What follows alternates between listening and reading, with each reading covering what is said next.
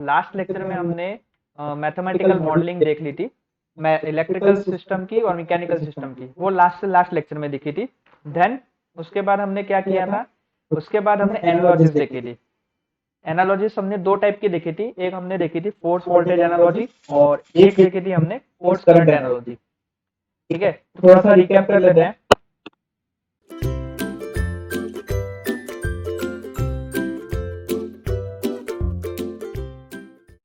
देखो रिकैप में कर लेता हूँ। देखो फोर्स वोल्टेज जो एनालॉजी थी आपकी,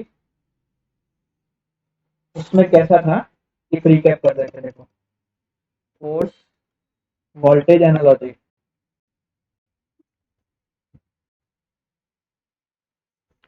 ठीक है।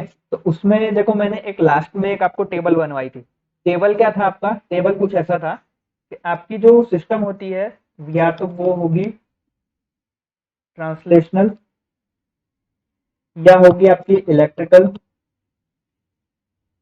या फिर होगी आपकी रोटेशनल। ठीक है, तो ये तीन चीज का एक दूसरे में कन्वर्जन पॉसिबल है। कैसे? एनालॉजी के थ्रू। तो फोर्स वोल्टेज एनालॉजी में क्या कहते हैं, देखो अगर आपका फोर्स है यानी एफ है, तो एफ का इलेक्ट्रिकल क्वांटिटी में कैसे होगा, वोल्टेज, वोल्टेज यानी वी में कन्वर्सन होगा। और अगर आपका फोर्स को अगर आपको टॉर्क में कन्वर्ट करना है तो वो भी पॉसिबल है। ठीक है, ठीक। अगर मास है आपको, तो मास का कन्वर्जन होगा आपका इंडक्टेंस में, यानी कि एल में, और रोटेशनल के लिए होगा इनर्शिया में,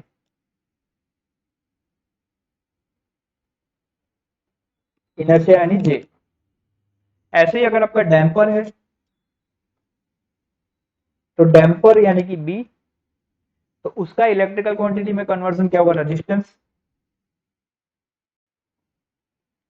आर, रोटेशनल में डैम्पर ही रहेगा।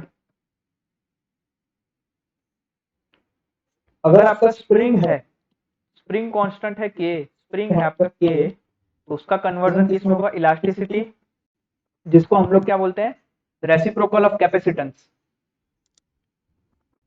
इलास्टिसिटी इसको हम लोग डी से डिनोट करते हैं और इज इक्वल टू क्या होता है, 1/c, यानी कैपेसिटेंस का रेसिप्रोकल। और रोटेशनल में स्प्रिंग ही रहेगा। डिस्प्लेसमेंट है, देन डिस्प्लेसमेंट को हम लोग कन्वर्ट करते हैं तो इलेक्ट्रिकल क्वांटिटी में कन्वर्ट होगा चार्ज में, यानी कि Q। और यहाँ पे जो डिस्प्लेसमेंट है आपका ट्रांसलेशनल में, रोटेशनल में हो जाएगा एंगुलर डिस्प्लेसमेंट। मैं डिस्प्लेसमेंट ही लिख रहा हूं यहाँ पे, लेकिन रोटेशनल में वो एंगुलर डिस्प्लेसमेंट हो जाएगा, यानी कि थीटा। ठीक है, देन वेलोसिटी, वेलोसिटी यानी v, v का कन्वर्जन होगा हमारा करंट में, करंट यानी कि स्मॉल आई। ठीक है, स्मॉल आई को हम लोग कैसे डिनोट करते हैं, dq by dt। Okay, then angular velocity omega. तो ये था हमारा फोर्स वोल्टेज एनालॉजी का टेबल। सिमिलरली हमने फोर्स करंट एनालॉजी का टेबल भी देखा था। कैसे देखा था, देखो वो भी मैं रिपीट कर देता हूं आपके लिए। म्यूट हो जाओ जरा। Force current analogy,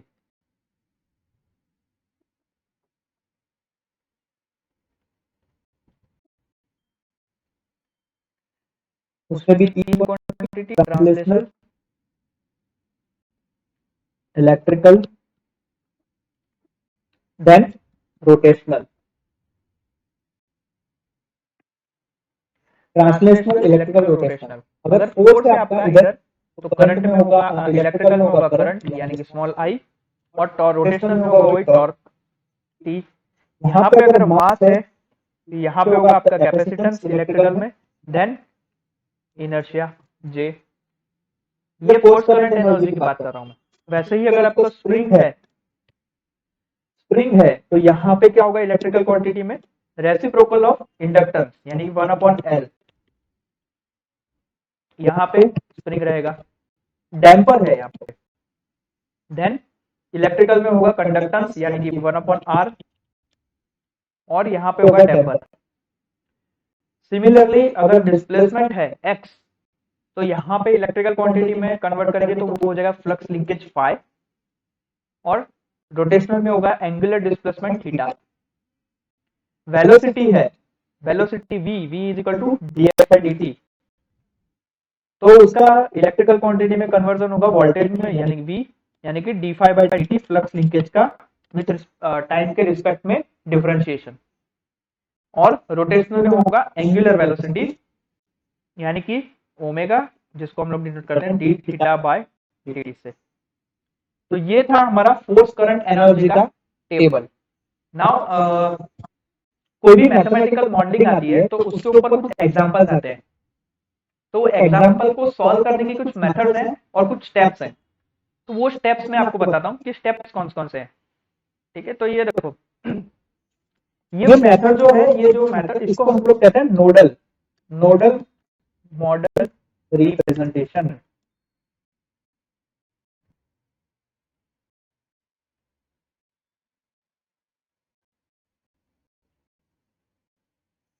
last lecture में जितने भी हमने मैथमेटिकल मॉडल पढ़े उसको सॉल्व करने के लिए ये स्टेप्स हैं। तो ये जो स्टेप्स फॉलो करते हैं हम, तो ये जो पूरा रिप्रेजेंटेशन है स्टेप्स को फॉलो करने का, वो क्या कहलाया जाता है, नोडल मॉडल रिप्रेजेंटेशन, या फिर आप ये भी कह सकते हैं नोडल मेथड रिप्रेजेंटेशन। ठीक है, तो देखो उसमें स्टेप नंबर 1 क्या है। स्टेप नंबर 1 आपका ये है, total number of nodes. Nodes का मतलब क्या है, देखो आपने बेसिक इलेक्ट्रिकल इंजीनियरिंग पढ़ा होगा, तो उसमें कुछ ऐसा आता होगा कि यहाँ पे आपका एक रेजिस्टेंस है, यहाँ पे आपका एक रेजिस्टेंस है, और यहाँ पे आपका एक रेजिस्टेंस है। तो दो से ज्यादा रेजिस्टेंस कोई एक पॉइंट कॉमन पॉइंट पे मिलते हैं, तो ये कॉमन पॉइंट को क्या कहते हैं हम लोग, नोड कहते हैं। ठीक है, इसको क्या कहा जाता है, कॉमन पॉइंट को नोड कहा जाता है। तो वही है, हमें जो भी मॉडल दिया गया है, रिप्रेजेंटेशन अगर दिया गया है, तो उस मॉडल के रिप्रेजेंटेशन में हमें total number of nodes find out करना है। वो टोटल नंबर ऑफ नोड्स कितने होंगे, वो होंगे हमारे टोटल नंबर ऑफ डिस्प्लेसमेंट्स के, यानी टोटल नंबर ऑफ डिस्प्लेसमेंट के इक्वल। ठीक है, और ये जो टोटल नंबर ऑफ डिस्प्लेसमेंट है, ये किसके इक्वल होगी, ये होगी हमारी टोटल नंबर ऑफ मासेस।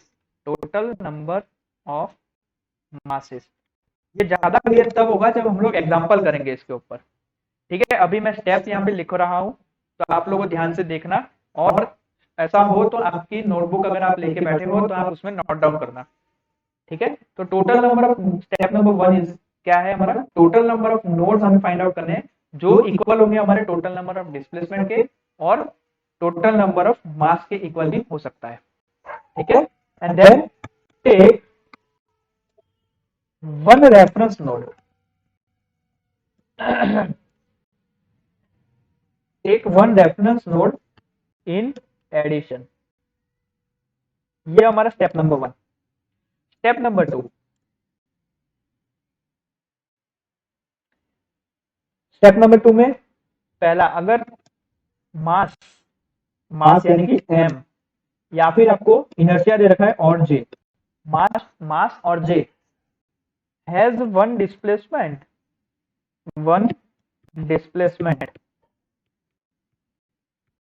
वो कोई भी हो सकता है। ठीक है, वो आपका ट्रांसलेशनल भी हो सकता है या फिर रोटेशनल भी हो सकता है। अगर आपका ट्रांसलेशनल है तो आप एक्स लिखेंगे, और अगर आपका रोटेशनल है तो आप क्या लिखेंगे, थीटा। अगर उसकी डिस्प्लेसमेंट है सो क्या करेंगे हम, then connect it between the node x and reference। ठीक है, ये स्टेप नंबर 2 में पहला पॉइंट है। स्टेप नंबर 2 में दूसरा पॉइंट क्या है, अगर आपको देखो स्प्रिंग या फिर डैम्पर, स्प्रिंग एंड डैम्पर वो अगर दिए हैं तो उसके हमारे दो डिस्प्लेसमेंट होंगे, have to displacement.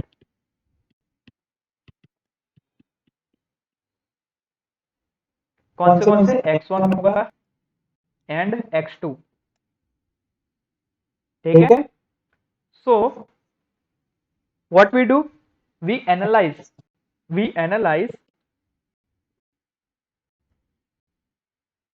connect this displacement, this elements, which elements, spring or damper, between x1 and x2, ठीक है।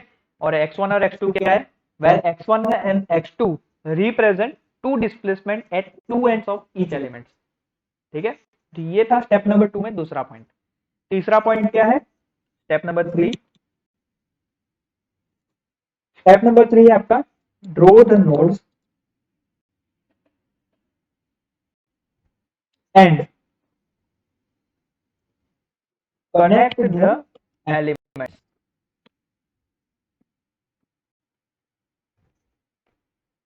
okay। Then step number 4, write the force equation, the force equation for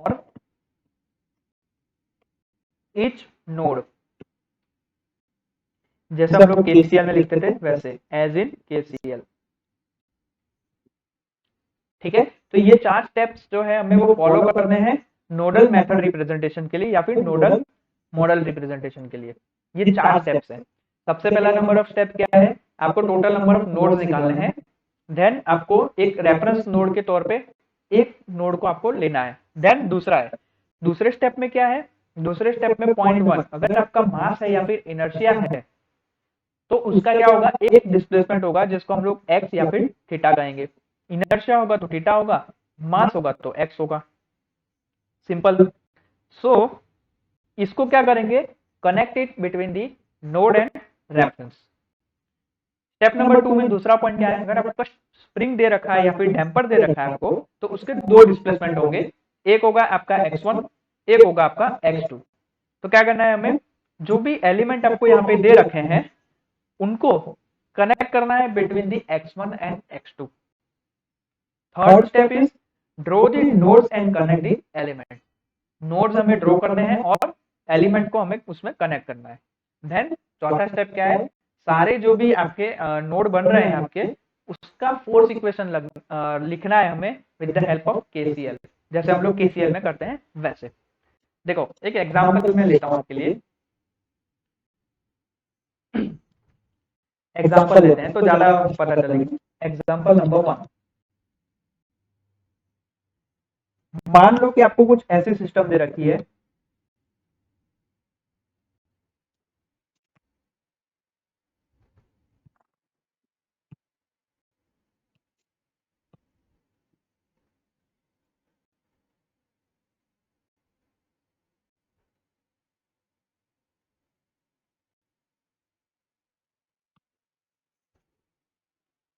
ठीक है। ये आपकी कुछ सिस्टम दे रखी है, मतलब एक दीवार के ऊपर, यहाँ पे छत के ऊपर, मान लो छत के ऊपर ऐसा आपको कुछ लटका के दे दिया है, एक वजन दे दिया है जिसको फोर्स लग रहा है नीचे की तरफ और उसका डिस्प्लेसमेंट भी हो रहा है नीचे की तरफ एक्स, ठीक है। तो आपको क्या करना है, सिंपल, इसको हमें लाप्लास डोमेन में लिखना है, ठीक है। तो यहाँ पे हम लोग क्या लिखेंगे, एग्जाम्पल आपको कुछ इस तरीके से पूछा जाएगा, फॉर द गिवन सिस्टम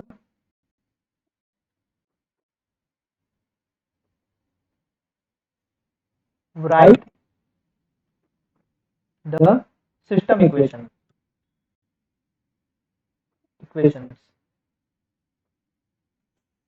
कुछ इस तरीके से आपको उसका एग्जांपल पूछा जाएगा। तो जो हमने 4 स्टेप लिखे थे उसको यहाँ पे हम लोग फॉलो करते हैं। देखो सबसे पहले हमें क्या करना है, सबसे पहले स्टेप में हमने क्या देखा था, टोटल नंबर ऑफ नोड्स हमें फाइंड आउट करना है equal to total number of displacement equal to total number of masses. ठीक है, यानी कि हमें यहाँ पे एक चीज दिख रही है, हमें यहाँ पे मास दिख रहा है, m दिख रहा है। तो सॉल्यूशन में हम लोग कैसे लिख सकते हैं, देखो आपको कुछ इस तरीके से सॉल्यूशन लिखना है। स्टेप नंबर 1 क्या करना है, हमें टोटल नंबर ऑफ मासेस पहले देखना है, यानी कि वो क्या होगा, वो उसके इक्वल होगा हमारे टोटल नंबर ऑफ नोड के इक्वल होगा, क्योंकि स्टेप नंबर 1 में हमने ये देखा था। तो यहाँ पे टोटल नंबर ऑफ मासेस कितने हैं, एक ही है, m दिख रहा है हमें यहाँ पे। तो ये हम लोग यहाँ पे लिखेंगे there is only one mass, hence number of displacement equal to number of nodes equal to number of masses. कितना है हमारा, इक्वल टू 1 है। तो हम लोग क्या करेंगे, एक रेफरेंस नोड एडिशन में लेंगे और हम लोग डिस्प्लेसमेंट करेंगे किसका, b का, सॉरी m का x के रिस्पेक्ट में। ठीक है, तो यहाँ पे एक चीज लिखेंगे, टेक द रेफरेंस, एक one reference node in addition, let displacement be x at m। okay, now step number 2, step number 2 देखो, स्टेप नंबर 2 में पॉइंट 1 मास का हमारा डिस्प्लेसमेंट हो रहा है x जितना, तो हम लोग क्या करेंगे, उसको कनेक्ट करेंगे बिटवीन दी नोड x और रेफरेंस। ठीक है, तो यहाँ पे लिख देते हैं मास m has displacement of x। ठीक है, of x, so connect between node x and reference. हम लोग स्टेप नंबर 1 स्टेप नंबर 2 कर ही रहे हैं, साथ में हम लोग क्या करेंगे, स्टेप नंबर 3 भी करते जाएंगे। देखो कैसे, स्टेप नंबर 3 में पीछे लिखता हूं, क्या करना है, नंबर ऑफ नोड लेना है। ठीक है, तो हमारे पास एक मास है, तो हमारे पास नंबर ऑफ नोड कितना होगा, एक होगा, तो हम लोग ले लेते हैं उसको x, ये नंबर ऑफ x है। एक हमने रेफरेंस के तौर पे एक नोड लिया है, तो मान लेते हैं हम लोग हमने यहाँ पे एक रेफरेंस के तौर पे एक नोड लिया। ठीक है, ये स्टेप नंबर 3 अपना, साथ साथ में करते जा रहे हैं। ओके, अब यहाँ पे हमारा एक मास कनेक्टेड है जिसका डिस्प्लेसमेंट हो रहा है x जितना, तो हम लोग मास को क्या करेंगे, रेफरेंस नोड और जो हमने x नोड लिया है उसके बीच में कनेक्ट कर देंगे। ठीक है, एक हमने ये चीज कनेक्ट कर दी है, हमारा ग्राउंड है। ओके, तो ये हम लोग ने पॉइंट नंबर 1 तक लिख लिया। पॉइंट नंबर 2 क्या है, हमको एक स्प्रिंग भी दिखाई दे रही है यहाँ पे। सेकंड पॉइंट क्या है हमारा, एक स्प्रिंग है, spring K is connected to x displacement. यहाँ पे x डिस्प्लेसमेंट क्या हुआ, कि आपकी स्प्रिंग है, स्प्रिंग है, अगर उस पर कुछ नीचे वजन लगाया हुआ है और फोर्स लग रहा है, अप्लाई हो रहा है, तो K यानी कि स्प्रिंग का हमारा क्या होगा, खिंचाव होगा, कॉन्ट्रैक्शन, उसमें कॉन्ट्रैक्शन जनरेट होगा। ठीक है, इसीलिए उसका भी कुछ डिस्प्लेसमेंट होगा, और वो डिस्प्लेसमेंट कितना होगा, जितना ये x का डिस्प्लेसमेंट है उतना ही हमारे स्प्रिंग का भी डिस्प्लेसमेंट होगा। इसीलिए हम लोग spring K is connected to x displacement ऐसा लिख सकते हैं on one and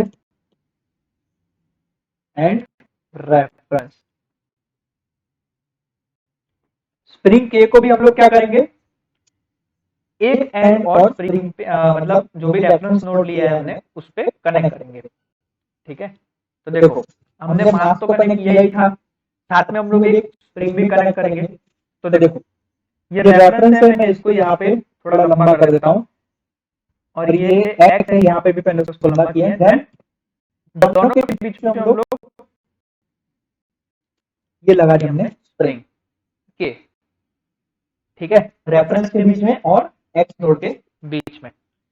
third point क्या है हमारा, हमें तीसरा क्या चीज दिख रही है, हमें डैम्पर भी दिखाई दे रहा है, फिगर में हमें डैम्पर भी दिखाई दे रहा है। तो डैम्पर को भी हम लोग कनेक्ट करेंगे बिटवीन किस किस के बीच में, एम और रेफरेंस और जो हमने नोड लिया उसके बीच में, ठीक है, एम और रेफरेंस के बीच में। तो तीसरा पॉइंट हम लोग ऐसे लिखेंगे, damper B is similarly connected between M and reference, such as जैसे such as नहीं, इसको बोलते हैं एग्जाम्पल, between displacement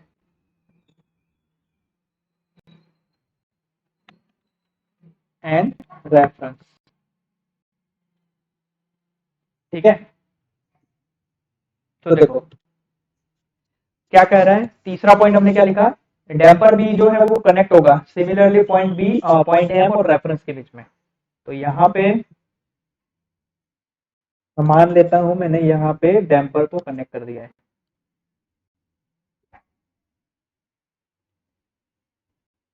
ठीक है, यह है हमारा बी। साथ साथ में मैं फिगर भी बनाता जा रहा हूँ, डायग्राम भी बनाता जा रहा हूँ। देन क्या था हमारा, हमें क्या करना है, फोर्स अप्लाई करना है। तो फोर्स कैसे अप्लाई करेंगे, जैसे हम लोग वोल्टेज अप्लाई करते हैं वैसे यहाँ पे फोर्स अप्लाई करेंगे। तो मान लेते हैं मैं यहाँ पे फोर्स अप्लाई कर देता हूँ, ठीक है, ये है हमारा एफ। ओके, ये स्टेप नंबर 3 भी साथ साथ में हमारा कंप्लीट हो गया। अब आते हैं हम लोग स्टेप नंबर 4 पे। स्टेप नंबर 4 क्या था, write the force equation for each node. तो यहाँ पे step number 4, at X point, X node के ऊपर केसीएल क्या कहता है आपका, incoming current is equal to outgoing current, ये आपका केसीएल है। तो सिमिलरली अगर फोर्स के लिए हम लोग अगर केसीएल लगाते हैं तो क्या होगा, incoming force is equal to outgoing force. यहाँ पे इनकमिंग फोर्स कितना है, तो देखिए इनकमिंग फोर्स है आपका यहाँ पे एफ, ठीक है। तो यहाँ पे मैं एक चीज लिख सकता हूँ, incoming force is equal to F, और यहाँ से आउटगोइंग फोर्स क्या है, तो देखो एक आउटगोइंग फोर्स आपका जा रहा है स्प्रिंग के अंदर, यहाँ पे एक आउटगोइंग फोर्स जा रहा है आपका यहाँ पे बी पे यानी कि डैम्पर पे, और एक फोर्स जा रहा है आपका यहाँ पे मास पे, ठीक है। ये तीन चीज जा रही है।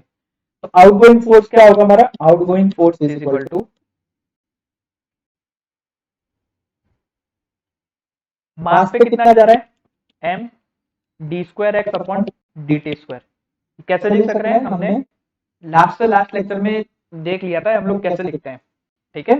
देन डैम्पर, डैम्पर में कितना है, B D X by D T जितना फोर्स। देन हमारा स्प्रिंग के एक्स, ठीक है। अकॉर्डिंग टू केसीएल हमारा क्या होगा, incoming force is equal to outgoing force. According to KCL incoming force यानी कि एफ और आउटगोइंग फोर्स यानी कि जो हमें मिला वो M D square X upon D T square plus B D X upon D T plus K into X. आ गया हमारा फोर्थ इक्वेशन आ गया, सेम शांति, ये हो गया हमारा इक्वेशन नंबर 1। देन हम लोग इसको लाप्लास डोमेन में कन्वर्ट कर देंगे, सिंपल यानी कि लाप्लास ट्रांसफॉर्म अप्लाई कर देंगे। तो लाप्लास ट्रांसफॉर्म क्या होगा, इन द लाप्लास डोमेन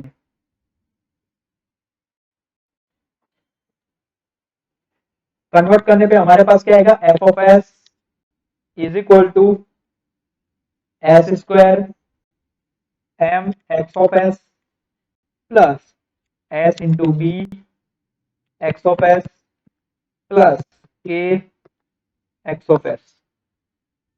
ठीक है, यहां से अगर हम लोग एक्स ऑफ एस कॉमन निकाल देते हैं तो हमारे पास क्या बचेगा, S square M plus S into B plus K into X of S. बस यही हमें फाइंड आउट करना था और ये हम लोग फाइंड आउट कर चुके हैं। ठीक है, तो ये था हमारा पहला एग्जांपल। अगर हम लोग एग्जांपल नंबर 2 लेते हैं, अब कुछ आपको इलेक्ट्रिकल सर्किट देता हूं मैं। एक इलेक्ट्रिकल सर्किट से हम लोग करते हैं। देखो, आपको कुछ ऐसा पूछा हो एग्जांपल में, एग्जांपल नंबर 2 कुछ ऐसा पूछा हो, draw a force current analogy, force current analogy for the given example, the given circuit. ठीक है, कुछ ऐसा एग्जांपल आपको पूछा। सर्किट क्या है आपकी, देखो सर्किट आपकी कुछ आपको ऐसे दे रखी है, यहाँ पे आपका एक करंट सोर्स है, यहाँ पे आपका कैपेसिटर है, देन उसके बाद आपका इंडक्टर है, देन उसके बाद आपका रेजिस्टेंस है। ठीक है, कैपेसिटर है, देन इंडक्टर है, देन आपका रेजिस्टर है, देन आपको यहाँ पे करंट सोर्स आपको दे रखा है। ठीक है, अब आपको यहाँ पे क्लियरली मेंशन किया हुआ है कि आपको फोर्स करंट एनालॉजी यूज करनी है और आपको इसको क्या करना है, एनालॉगस सर्किट में कन्वर्ट करना है और ड्रॉ करनी है। ठीक है, तो कैसे करेंगे, तो फोर्स करंट एनालॉजी के अनुसार हमने जो उसका टेबल देखा था, तो टेबल क्या था हमारा, टेबल के अकॉर्डिंग देखो, फोर्स जो है वो कहलाएगा हमारा करंट, मास जो है वो हमारा कहलाता है कैपेसिटेंस, स्प्रिंग जो है वो हमारी कहलाती है इनवर्स ऑफ इंडक्टर यानी रेसिप्रोकल ऑफ इंडक्टेंस, डैम्पर है बी है वो हमारा कहलाता है कंडक्टेंस यानी कि 1/r, और जो हमारा एक्स है वो हमारा कहलाता है फाई, फ्लक्स लिंकेज, डिस्प्लेसमेंट जो है हमारा कहलाता है फाई।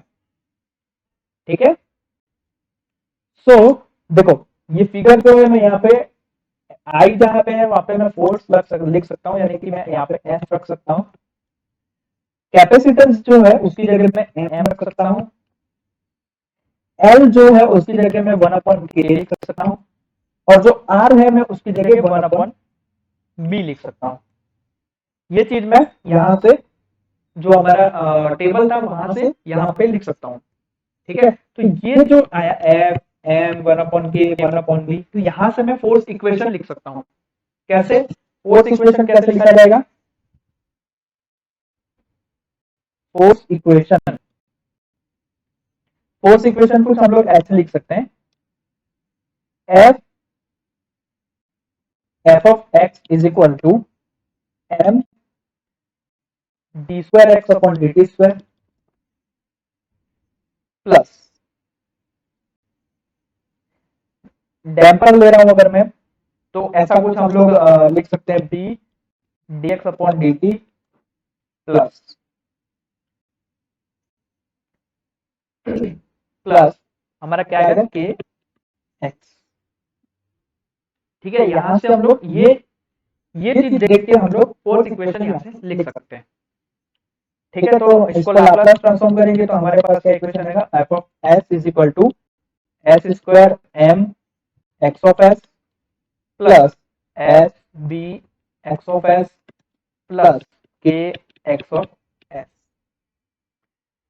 ठीक है, अब according to force current analogy, analogy में अगर हमें कन्वर्ट करना है करंट और इसमें सब में कन्वर्ट करना है तो कैसे करेंगे, जहां पे एफ है वहां पे हम लोग क्या करेंगे, करंट लिखेंगे यानी आई ऑफ एस, एम है उसकी जगह हम लोग सी लिखेंगे, सी एक्स है उसकी जगह हम लोग फाई लिखेंगे, तो यानी कि यहाँ पे क्या आएगा phi of S plus B है उसकी जगह हम लोग क्या लिख सकते हैं 1/r लिख सकते हैं, तो यहाँ पे 1/r, और एक्स ऑफ एस की जगह हम लोग लिखेंगे phi of S plus plus K की जगह भी तो है हमारे पास 1/l, तो यहाँ पे हम लोग क्या लिखेंगे 1/l, और फाइव एक्स की जगह हम लोग लिखेंगे five x.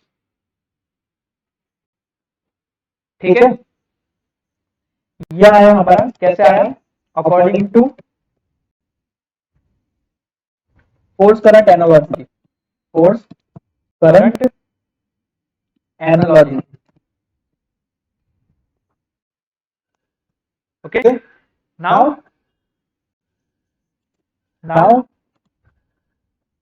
Put voltage V of S is equal to S phi of S। ठीक है, मतलब ये जो phi of S है, phi of S की जगह हम लोग क्या लिखेंगे, V of S upon S, ऐसा लिखेंगे। ठीक है, phi of S is equal to हमारा क्या होगा, V of S upon S।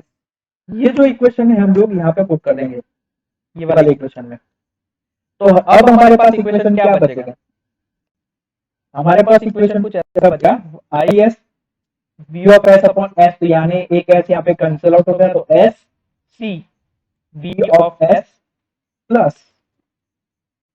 V of S upon R plus V of S upon S into L। ठीक है, हमारे पास ये इक्वेशन बच गया। सो ये जो इक्वेशन आया, ये वाला इक्वेशन, इक्वेशन नंबर मैं इसको दे देता हूँ, एक स्टार दे देता हूँ। ठीक है, ये स्टार है, तो ये जो स्टार वाला इक्वेशन है, ये क्या है, हमारा फोर्स करंट एनालॉगस इक्वेशन है। ठीक है, तो सॉरी, अगर हमें इसकी एनालॉगस सर्किट बनानी है, तो देखो ये जो यहाँ पे फिगर दे रखी है ना आपको, ये वाली फिगर में आपको कुछ नहीं करना है। आपको क्या करना है कि आपको एलिमेंट्स जो है उसकी एनालॉगस वैल्यू के साथ चेंज करने हैं। मतलब अगर जहाँ पे आई है, तो उसकी जगह आपको यहाँ पे एफ कर देना है। सिंपल, कैसे,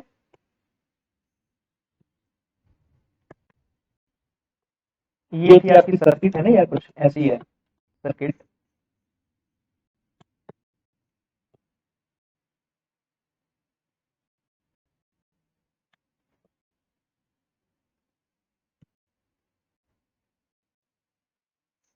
ठीक है, कुछ ऐसी सर्किट हो जाएगी अब आपकी। ये आई था, यहाँ पे आपका एफ हो जाएगा, सी था उसकी जगह आपका यहाँ पे एम हो जाएगा। यहाँ पे आप मास भी लिख सकते हैं, ऐसे भी कर सकते हैं, ये मास हो जाएगा आपका। यहाँ पे जो आपका एल था वो आपका 1/k यानी स्प्रिंग हो जाएगा। और यहाँ पे जो आपका आर था, आर की जगह आपका अब क्या हो जाएगा, आपका डैम्पर यानी कि बी हो जाएगा। तो ये है उसकी एनालॉगस सर्किट। जो यहाँ पे आपको सर्किट दे रखी है, उसकी एनालॉगस सर्किट आपकी ये बनेगी। ठीक है, सिंपल, कुछ नहीं करना है, रिप्लेस करना है ईच एलिमेंट को उसके एनालॉगस वैल्यूज के साथ। तो उस चेंज करने के लिए आपको क्या पता होनी चाहिए, ये चीज पता होनी चाहिए। इसीलिए जो मैंने आपको स्टार्टिंग में अभी जो रिकॉल करवाया, वो जो टेबल मैंने आपको लिखवाया, वो टेबल आपको ध्यान रखना है। ठीक है, ताकि आप लोग को कोई दिक्कत ना आए। ओके, नाउ ये तो एग्जांपल नंबर 2। अब हम लोग एग्जांपल नंबर 3 देखते हैं। ठीक है, आपको एक मैकेनिकल सिस्टम दे रखी है, for the given mechanical system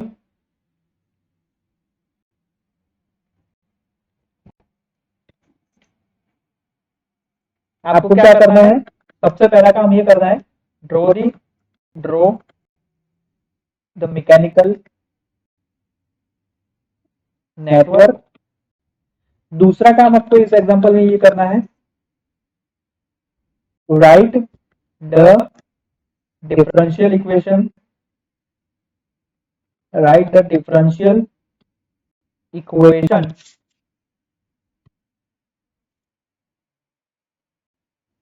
of performance.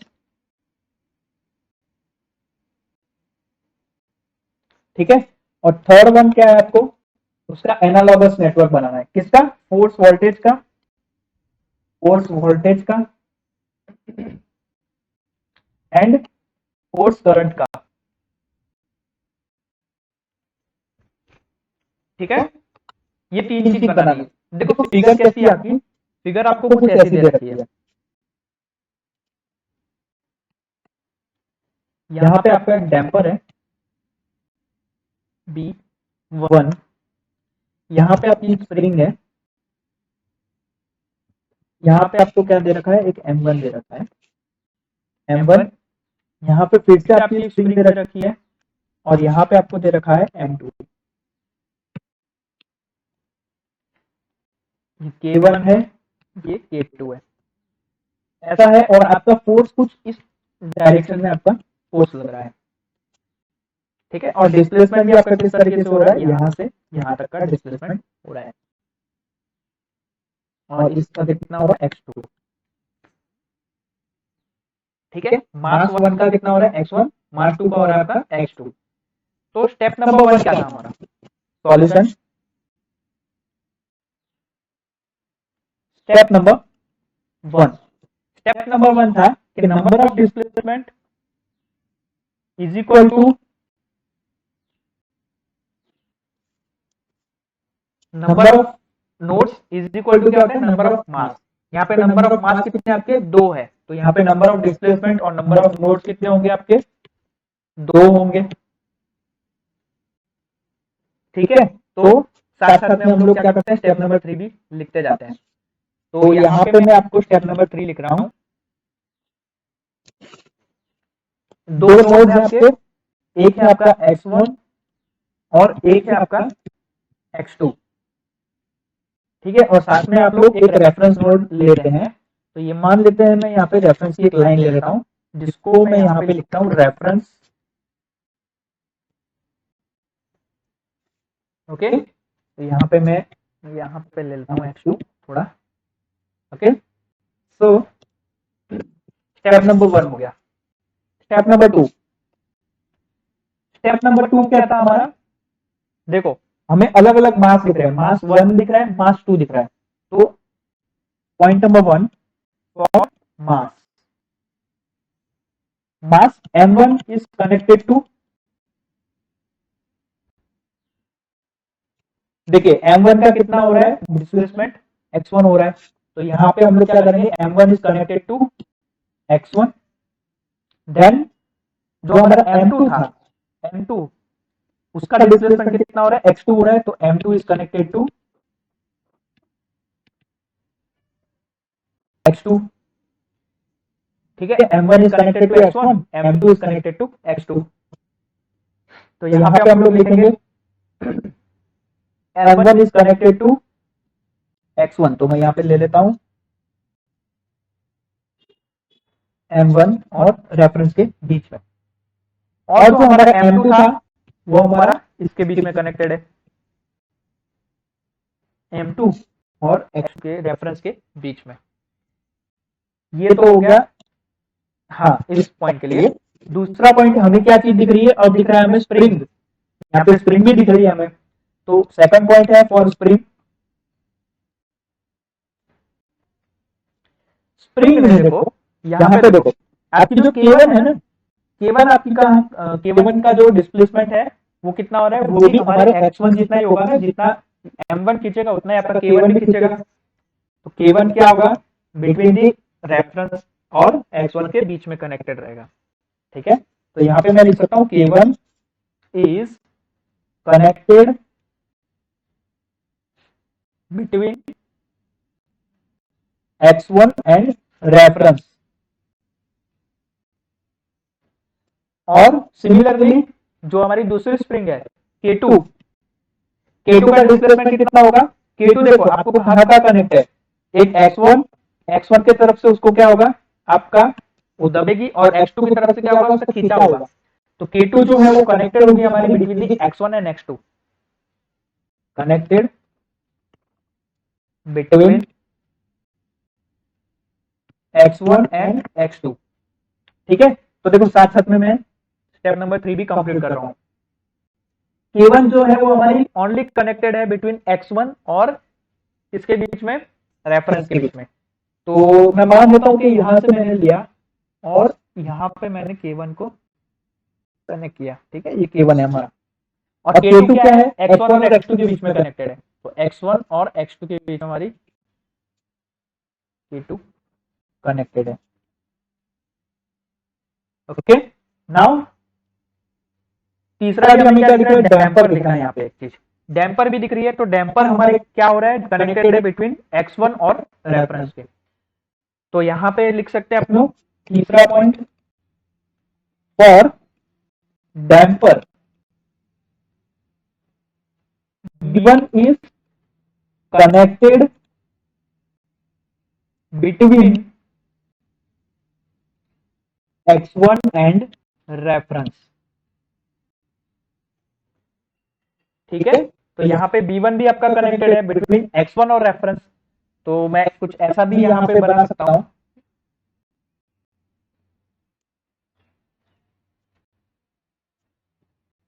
B1 और reference. Okay, so step number 3 हमारा, ये जो सर्किट बनानी थी हमने यहाँ पे बनाई है। सो हम लोग x1 और x2 नोड के बीच में रेफरेंस और हर एक एलिमेंट को हम लोग ने यहाँ पे कनेक्ट किया, स्टेप नंबर 2 को मद्देनजर रखते हुए। नाउ अब हम लोग क्या करेंगे, एफ ऑफ टी अप्लाई करेंगे। सबसे पहले sorry, F of T apply करेंगे हम लोग कहाँ पे, M1 के ऊपर। ठीक है, ये हमारा एफ ऑफ टी है जो हमने अप्लाई किया, F. Okay, so F1 is applied to M1 यानी कि नोड X1 पे सिंपली। तो यहाँ पे हम लोग उसका इक्वेशन लिखेंगे, कहा, ईच एलिमेंट के लिए, ईच नोड के लिए KCL लिखेंगे, X1 के लिए लिखेंगे और X2 के लिए लिखेंगे। यही था हमारा स्टेप नंबर 4। तो स्टेप नंबर 4 लिखता हूं मैं यहाँ पे, देखो स्टेप नंबर 4,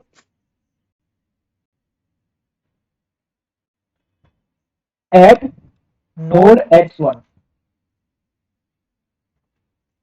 X1 पे क्या क्या कनेक्टेड है हमारा, KCL पे, KCL के अकॉर्डिंग X1 पे हमारा कनेक्टेड है इनकमिंग फोर्स कितना है हमारा F, आउटगोइंग फोर्स कितना है हमारा यहाँ पे, ये है हमारा आउटगोइंग फोर्स, तीनों जगह जा रहा है, ये B में भी जा रहा है, M1 में भी जा रहा है और K1 में भी जा रहा है। ठीक है, तो according to KCL incoming is equal to outgoing current, ये होता है। तो X1 नोड पे हमारा क्या क्या कनेक्टेड है, B1, M1 और K1, और साथ साथ में हमारा ये K2 भी है कनेक्टेड। ठीक है, तो कैसे लिखेंगे हम लोग KCL equation, at node X1 force F is equal to M1 connected है तो M1 डी स्क्वायर, डिस्प्लेसमेंट हो रहा है हमारा X1 जितना तो इतना लिखेंगे, plus K1 X1 plus B1 dx1 upon dt। Similarly X1 और X2 के बीच में भी हमारा एक K2 कनेक्टेड है तो K2 X2 minus sorry X1 minus X2। ठीक है, now what is Laplace transform, क्या होगा इसका Laplace transform, S square M1 X1 of S plus K1 X1 of S plus S B1 X1 of S, और इसका क्या होगा Laplace transform, K2 X1 of S minus X2 of S। ठीक है, ये इक्वेशन नंबर 1 दे देता हूं मैं इसको। ये तो नोड X1 की बात हो गई, अब नोड X2 की बात करते हैं।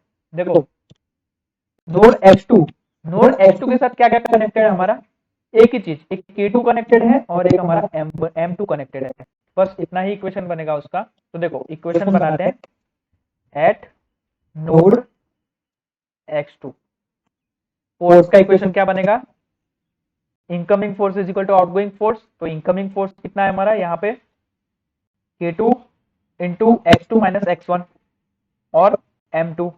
ठीक है, is equal to outgoing current, ये हो गया हमारा K2 into X1 minus X2 is equal to M2 D square X2 upon dt square. इसको भी हम लोग लाप्लास ट्रांसफॉर्म ले लेते हैं। Now taking Laplace transform, so हमें क्या मिलेगा, लाप्लास ट्रांसफॉर्म करेंगे तो हमें ये मिलेगा K2 into X1 of S minus X2 of S is equal to S square M2 X2 of S। ठीक है, इसको मैं इक्वेशन नंबर 2 दे देता हूं। इक्वेशन नंबर 1 और इक्वेशन नंबर 2 जो हमारी सिस्टम है उसके इक्वेशन है ये। ओके, नाउ एनालॉजी हम लोग यूज करते हैं क्योंकि हमें कहा गया है कि हमें क्या करना है, फोर्स वोल्टेज और फोर्स करंट एनालॉजी का जो नेटवर्क है वो हमें बनाना है। तो सबसे पहले फोर्स करंट लेते हैं हम लोग। तो force current analogy, force current analogy. तो फोर्स करंट एनालॉजी के अकॉर्डिंग क्या होता है, फोर्स हमारा इक्वल होता है करंट के, मास हमारा इक्वल होता है कैपेसिटेंस के, डैम्पर हमारा इक्वल होता है कंडक्टेंस के, यानी कि मैं यहाँ पे लिख सकता हूँ 1/r। देन स्प्रिंग होता है वो हमारा होता है इनवर्स ऑफ कंडक्टेंस यानी 1/L। और जो x है डिस्प्लेसमेंट है वो हमारा क्या होता है, फ्लक्स लिंकेज के इक्वल होता है। ठीक है, तो ये जो इक्वेशन, ये जो एनालॉजी है, ये एनालॉजी को हम लोग इक्वेशन नंबर 1 और इक्वेशन नंबर 2 में रिप्लेस कर देंगे। तो हम लोग कैसे लिख सकते हैं, replace equation number 1 and equation number 2 term by this. ठीक है, तो इक्वेशन नंबर 1 क्या था हमारा, देखो इक्वेशन नंबर 1 था हमारा Fs is equal to X square m1 x1s plus k1 x1s plus s b1 x1s plus k2 x1s minus x2s। ये था हमारा इक्वेशन नंबर 1। तो इसको हम लोग रिप्लेस कर देंगे उसके एनालॉजी से। तो क्या होगा हमारा इक्वेशन क्या होगा हमारा, I of s is equal to s square c1 phi1 of s plus 1/L1 phi1s plus s upon s into 1/r1 phi1s plus 1/L2 phi1s minus phi2s। ठीक है, सो इसके बाद क्या करेंगे हम लोग, put v of s is equal to s phi of s। तो यहाँ से हमारे पास phi of s की क्या कीमत आएगी, phi of s is equal to phi of s is equal to क्या आएगा, v of s upon s।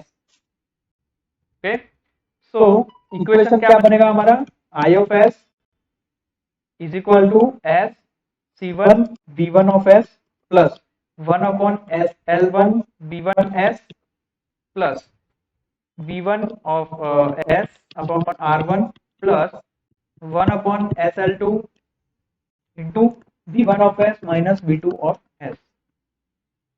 ये हमारा इक्वेशन बनेगा। इसको मैं इक्वेशन नंबर 3 दे देता हूँ। सिमिलरली हमें ये चीज हमें क्या करनी है, इक्वेशन नंबर 2 पे भी अप्लाई करनी है।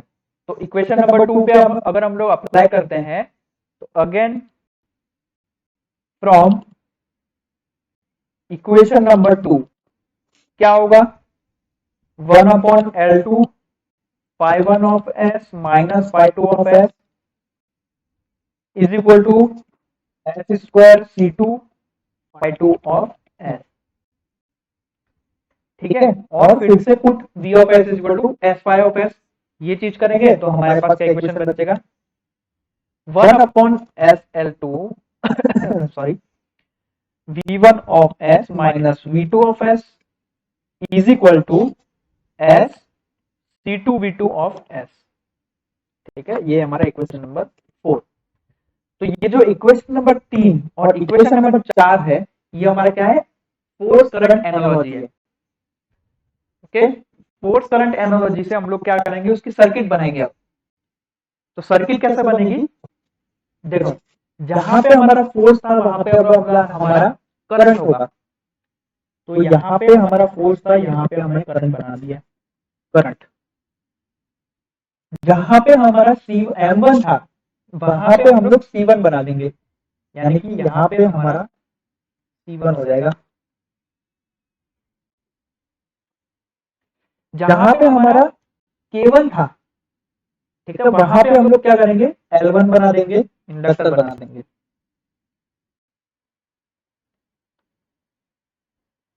ये है हमारा L1। और जहां पे हमारा B1 था,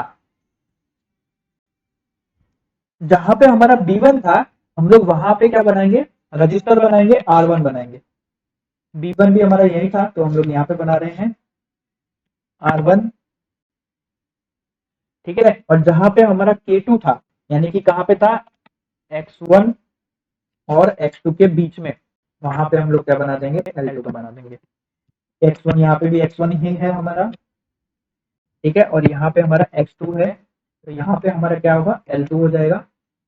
और यहाँ पे हमारा फोर्स था, यानी कि सॉरी यहाँ पे M2 था, वहां पे हमारा कैपेसिटेंस हो जाएगा C2। तो ये बन गई हमारी analogous circuit with the help of FIN logic.